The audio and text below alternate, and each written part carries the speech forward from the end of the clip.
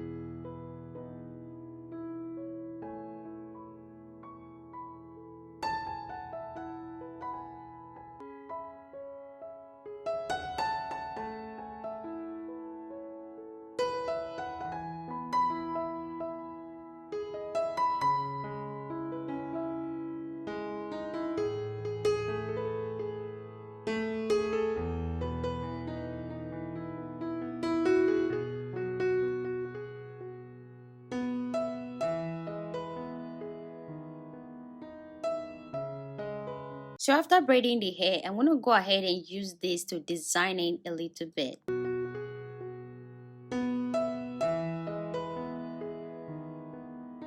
So guys, this is all for this video, and thank you so much for watching. I will see you all in my next video. Bye.